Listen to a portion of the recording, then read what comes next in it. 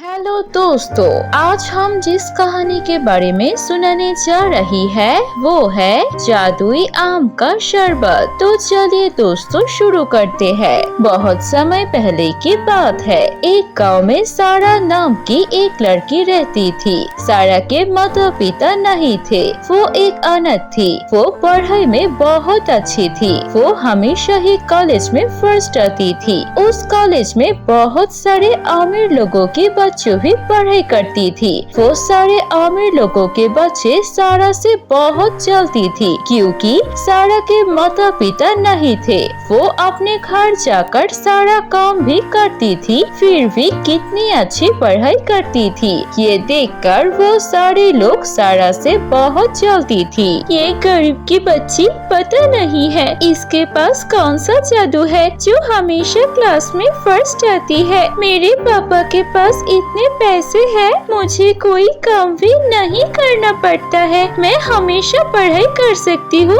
लेकिन फिर भी मेरा रिजल्ट इतना अच्छा नहीं होता है। मैं हमेशा इसके लिए सेकंड रहती हूँ। मुझे ये बिल्कुल भी पसंद नहीं है। हाँ, तुम सही कह रही हो, लेकिन हम कर भी क्या सकते हैं? यही हमारी जिंदगी है शायद। मुझे तो कभी कभी लगता है कि इसको कहीं दूर जंगल में फेंक दूं। इसी कारण सारा की कॉलेज में कोई दोस्त नहीं थी, क्योंकि सारी लड़कियां उससे जलती थी और उसके बात नहीं करना चाहती थी। सारा के पापा का छोटा सा आम का बिजनेस था। वो आम से जूस निकलकर बेचा करते थे। सारा के पिता के मृत्यु के बाद अब आम का व्यापार सारा संभालती है और वो हर रोज पेड़ से आम तोड़ के उसका जूस निकल के कॉलेज की छुट्टी के बाद बाहर बाजार बैठ के बेचा करती थी। ऐसे ही वो अपना खर्चा चलाया करती थी। वो जहाँ पर आम का जूस बेचा करती थी, उसके सामने ही एक बहुत बड़ा आम का शरबत का दुकान भी था। उस आम का मालकिन का दुकान बहुत ही ज्यादा बड़ा था, लेकिन उसके आम के शरबत ज्यादा अच्छा नहीं था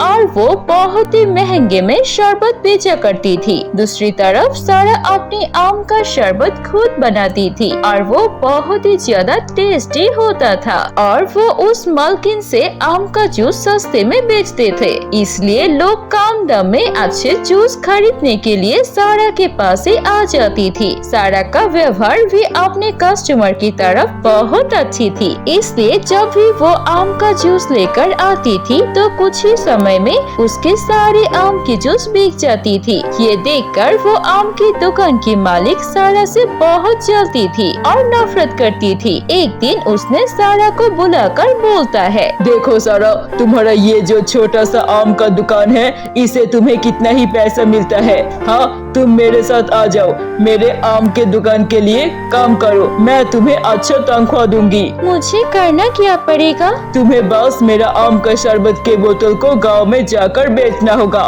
तुम्हें लोग पसंद करते हैं, मेरा जूस अच्छे दाम में बिक जाएगा। ये काम करोगे? सारा ने सोचा कि ये उसके लिए बहुत ज्यादा काम हो जाती है। पहले कॉलेज जाना, फिर कॉलेज के बाद आकर आम का जूस निकलना और फिर बेचने निकलना, इससे बहुत ज्यादा तकलीफ होती थी सारा को और पढ़ाई भी वो अच्छे से नहीं कर सकती थी। इसलिए उसने बोला, ये तो बहुत अच्छी बात है, मैं आपके लिए काम करने को तैयार हूँ। ऐसा कह के सारा उस दुकान के मालिक के लिए काम करना शुरू कर देती है। वो उस दुकान में जाती है, वो जूस बेचा करती थी। उस दुकान के मालकिन की बहुत अच्छी कमाई हो रही थी। मालकिन बहुत खुश था इस बात से। अच्छा हुआ मैंने इस सारा को अपने दुकान में रख लिया। अब मेरा कोई कंपटीशन नहीं है और उसे देख के लोग ज्यादा जूस खरीद रहे हैं। ऐसे ही दिन जा रहे थे। एक दिन सारा को कॉलेज में थोड़ी काम थी, इसलिए वो जल्दी काम पर आ गई ताकि वो जल्दी छुट्टी ले सके। वो काम पर आकर देखती है कि उसकी मालकिन उनकी जूस की बोतल से एक्सपायरी डेट हटाकर नया डेट लगा रही है। ये देख के सारा चौंक जाती है और वो मालकिन से बोलती है, मालकिन जी, ये आप क्या कर रही हो? ये तो बिल्कुल गलत है। उसका एक्सपायरी डेट निकल चुका है, इससे क्यों आप नया डेट दे रहे हो? इससे लोगों की तबीयत खराब होगी। तू मुझे मत सिखा कि मुझे क्या करना है और क्या नहीं। तुझे जूस बेचने का काम देता हूँ, बस जूस बेचा किया कर। और तू जल्दी कैसे आ गई है? मुझे आज थोड़ा जल्दी जाना था, इसलिए जल्दी आई हूँ। और नहीं, आप जो कर रही हो ये बिल्कुल गलत है, मैं ये बिल्कुल नहीं करूँगी। ठीक है, तुझे नहीं करना है तो मत कर, मुझे काम वाले की कोई कमी नहीं है, मैं तुझे नौकरी से निकलती हूँ। इतना कह के उस दुकान के मालकिन सारा को काम से निकल देती है। उसके 2 महीने की तनख्वाह भी उसे नहीं देती है। इसके बाद सारा बहुत उदास हो जाती है क्योंकि उसके पास अब कोई पैसे नहीं थे, इसलिए वो एक जंगल किनारे जाती है। उदास होके बैठ के रोने लगती है। मुझे कोई जरूरत नहीं थी मेरे खुद की आम के बिजनेस को छोड़ने की, लेकिन मैंने अपने थोड़ी आराम के लिए अपनी दुकान छोड़ दिया। अब मेरे पास कुछ भी नहीं है, अब कोई भी पैसा नहीं बचा है। मैं कैसे कुछ चीज खरीद कर फिर से आम का बिजनेस शुरू करूंगी? मुझे कुछ समझ में नहीं आ रहा है। हे ऊपर वाला, मुझे कोई रास्ता दिखाओ। इतना सोचते ही उससे दिखता है कि वहाँ पर एक पंछी घायल हालत में पड़ा हुआ है। ये देखकर सारा उस पंछी की मदद करती है। उस पंछी की थोड़ी मलहम पट्टी कर देती है तो वो पंछी ठीक हो जाता है और फिर वो पंछी एक खूबसूरत परी में बदल जाती है। ये देखकर सारा चौंक जाती है। अरे तुम तो एक पंछी थी ना, अब परी कैसे बन गई हो? घबराओ मत सारा, मैं एक जादुई पंछी हूँ। इस दुनिया पर घूमने आई थी, एक परी से बचने मर के मेरा ये हालत किया है। मैंने तुम्हारी सारी बात सुन ली है। तुम दिल की बहुत अच्छी हो,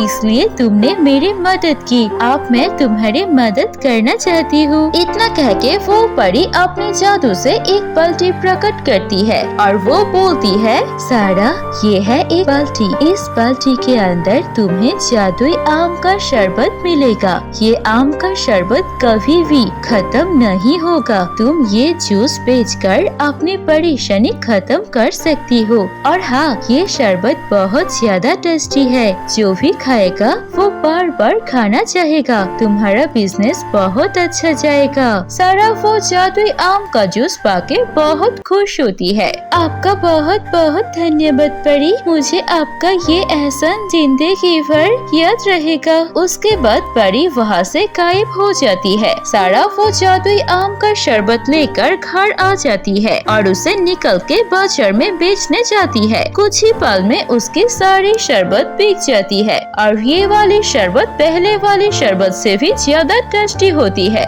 ये देखकर लोग बहुत ज्यादा उसको पसंद करने लगती है और पैसे देकर खरीदने लगते हैं। देखते ही देखते कुछ दिनों में सारा का व्यापार बहुत ज्यादा बढ़ जाती है। वो उस मालकिन की दुकान के सामने और भी ज्यादा बड़ा दुकान दे देती है और कोई भी लोग उस मालकिन की दुकान से जूस नहीं खरीदती थी। वो सब कुछ सारा की दुकान से ही खरीदती थी। ऐसे ही करते करते सारा बहुत अमीर बन जाती है अपनी मेहनत और उस परी की जादुई आम के शरबत के कारण। और फिर वो गरीबों की मदद करके हमेशा खुशी खुशी रहने लगती है।